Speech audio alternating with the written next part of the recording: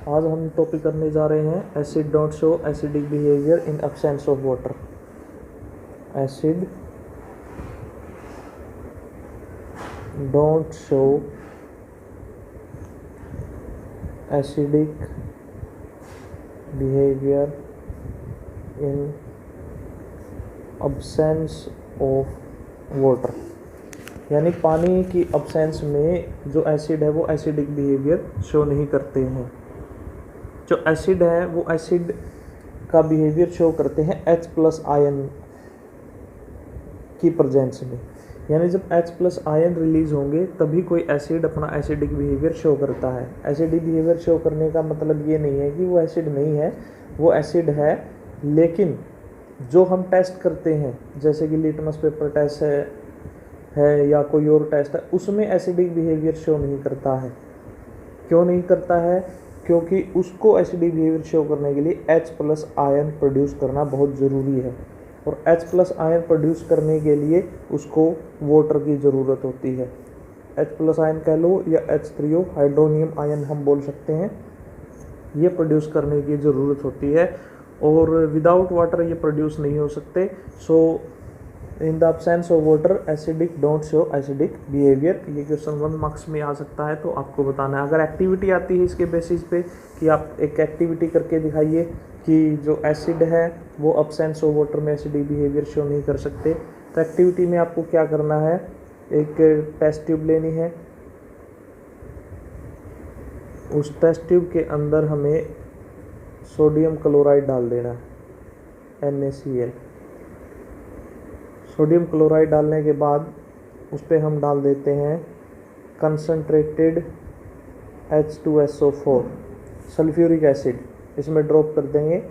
Sulphuric acid जैसे drop करेंगे हम एक इसके ऊपर रबर की कॉर्क, जिसके ऊपर एक डिलीवरी ट्यूब भी हमें लगानी है। डिलीवरी ट्यूब मतलब जो गैस प्रोड्यूस हो तो वो इस डिलीवरी ट्यूब से निकले। जैसे ही कंसनट्रेटेड H2SO4 NaCl में मिलता है तो HCl गैस प्रोड्यूस होती है, HCl गैस की फॉर्म में, hydrochloric acid in gases form. अब यहाँ हम क्या करेंगे, blue litmus paper, dry blue litmus paper इस गैस के आगे लगा देंगे। तो हमें पता है HCl एक गैस है और HCl एक एसिड है, और ये है ब्लू लिटमस पेपर।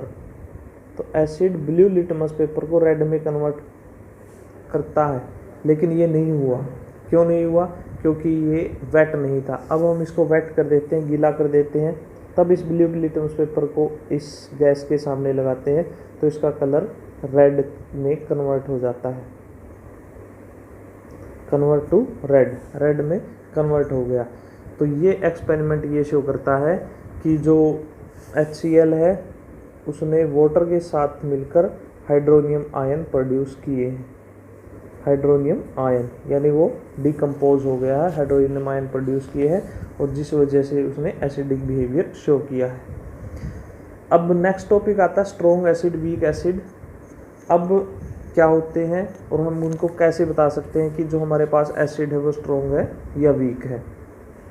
देखो, स्ट्रॉन्ग एसिड और वीक एसिड बताने का तरीका मैंने आपको पहले भी बताया है। स्ट्रॉन्ग एसिड और वीक एसिड, उसमें हमें एक तो हम यूनिवर्सल इंडिकेटर यूज़ कर सकते हैं, यूनिवर्सल इंडिकेटर्स, ये भी बता सकते हैं कि एसिड कितने स्ट्रॉन्ग है या कितने वीक है।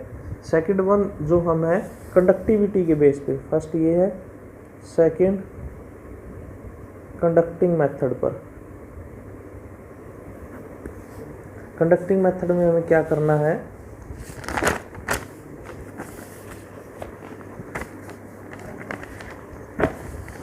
पहले तो स्ट्रॉन्ग एसिड की डेफिनेशन हम यहाँ दे देते हैं। Strong acid are those acid which are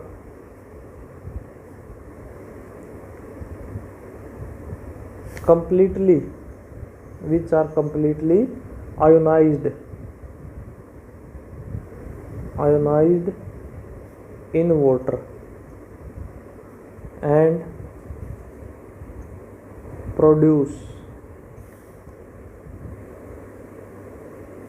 large amount of H+ ion, उसको स्ट्रॉन्ग एसिड कहते हैं जो लार्ज अमाउंट में H+ आयन प्रोड्यूस कर सकता है। स्ट्रॉन्ग का मतलब हम ये कह सकते हैं जो कंप्लीटली आयोनाइज्ड हो जाए। स्ट्रॉन्ग का मतलब यहाँ ये नहीं है कि वो कंसनट्रेटेड है, नहीं, जो कंप्लीटली आयोनाइज्ड हो सकता है, जैसे HCl, H+Cl नेगेटिव, तो ये कंप्लीटली आयोनाइज्ड हो गया। यहाँ हम एक सिंगल एरो लगाते हैं, सिंगल एरो का मतलब ये है कि ये कंप्लीटली आयोनाइज्ड हो जाएगा। और इसमें जो करना क्या है, रिएक्शन में हमें कंटेनर लेना है, उसके अंदर एसिड डाल देना है, 2 रोड डालनी है, एक को बैटरी के पॉजिटिव से कनेक्ट कर देंगे, एक को बैटरी के नेगेटिव से कनेक्ट कर देंगे,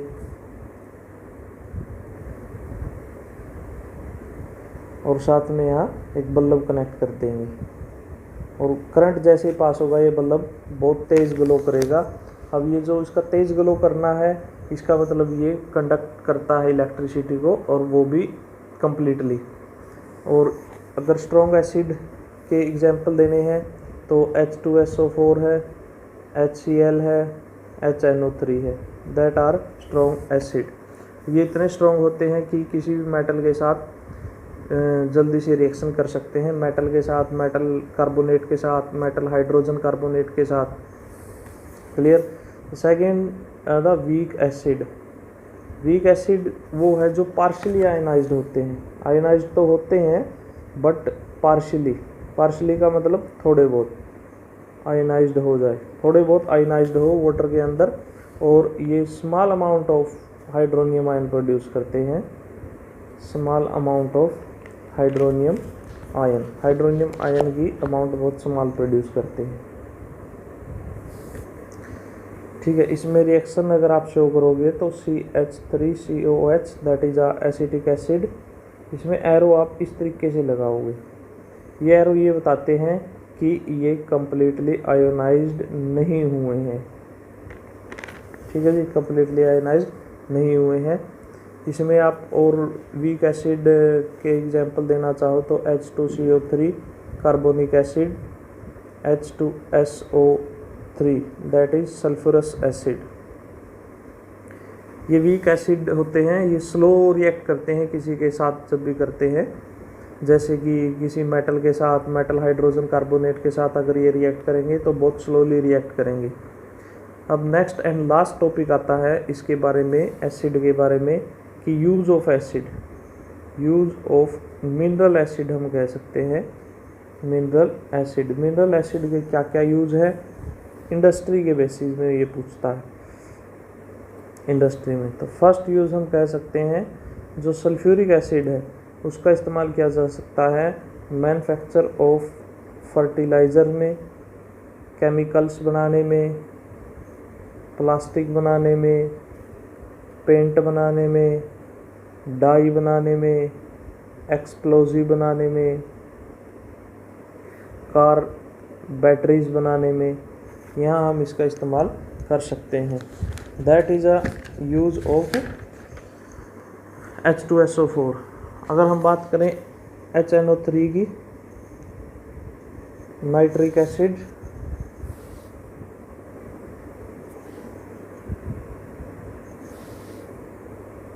HNO3 that is a nitric acid. Nitric acid का इस्तेमाल बनाते हैं एक्सप्लोजिव में। ये याद रखने एप्लीकेशन आती है TNT बनाने में, एक्सप्लोजिव या TNT, ट्राई नाइट्रोटोलिन बोलते हैं इसको, TNT को try nitrotoluene, TNT। Clear. Fertiliser बनाने में भी इसका इस्तेमाल होता है, फर्टिलाइज़र। उसके बाद हाइड्रोक्लोरिक एसिड HCl का जो इस्तेमाल होता है वो ऑक्साइड लेयर बोल दो या फिल्म बोल दो। ऑक्साइड की फिल्म होती है स्टील ऑब्जेक्ट्स के ऊपर। गैल्वेनाइजेशन प्रोसेस से पहले जो स्टील के ऊपर कोई लेयर बन जाए ऑक्साइड की, उसको रिमूव करने के लिए इसका इस्तेमाल किया जाता है। या कोई स्केल जो बॉयलर वगैरह के अंदर डिपॉजिट हो जाते हैं, स्केल्स, जो बॉयलर के अंदर डिपॉजिट हो जाए उसको क्लियर करने के लिए इसका इस्तेमाल किया जाता है। लेदर इंडस्ट्री में इसका इस्तेमाल किया जाता है, टेक्सटाइल में इसका इस्तेमाल किया जाता है। तो that's are the uses of the acid in industry. तो एसिड का जो टॉपिक है वो हमारा कंप्लीट हो चुका है। Now the next is the base.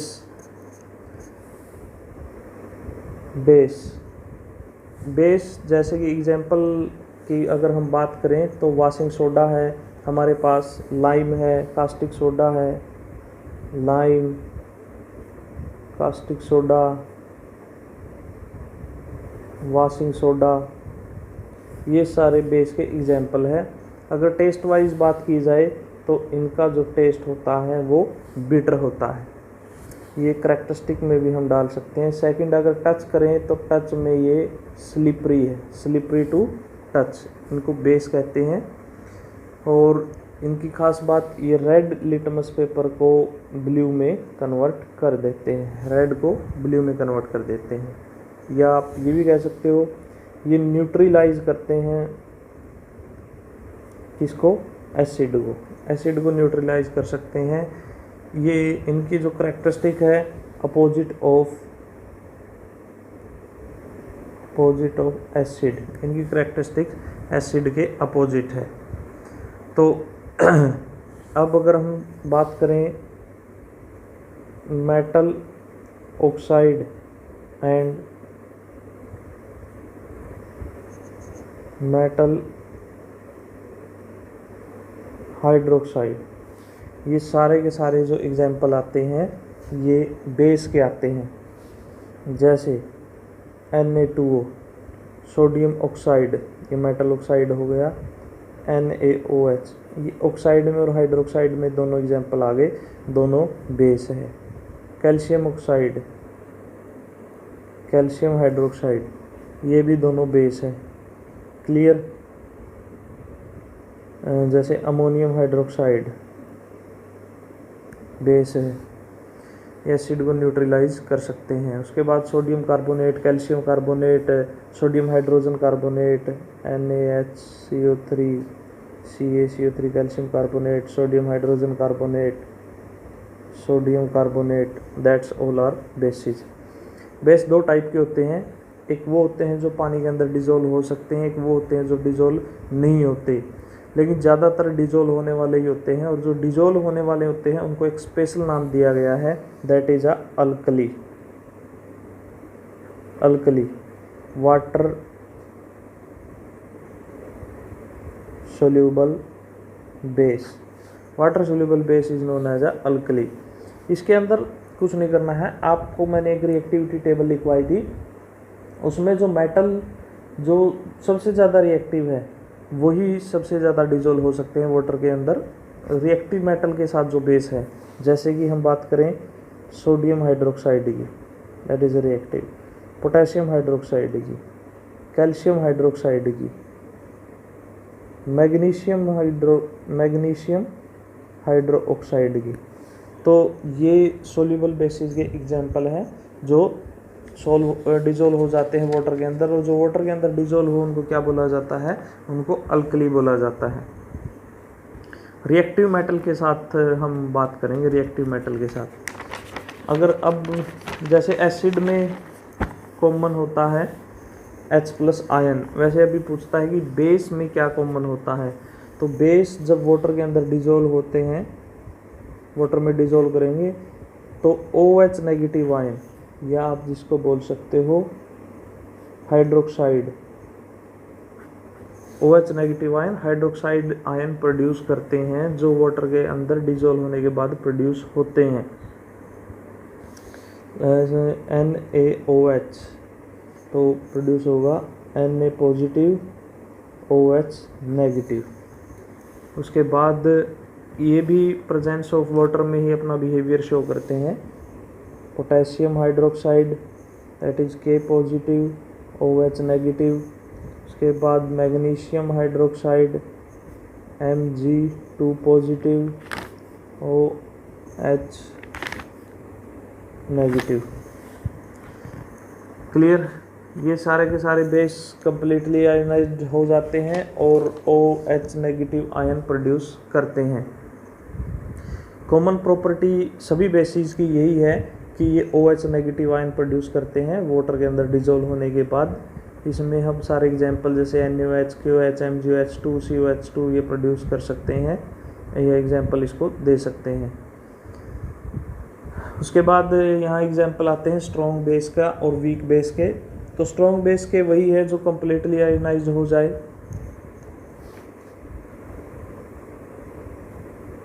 Strong base that is जो बेस कम्प्लीटली आयनाइज्ड हो जाए, कम्प्लीटली आयोनाइज्ड, ठीक है, वाटर के अंदर जो ज़्यादा से ज़्यादा OH नेगेटिव आयन प्रोड्यूस करे।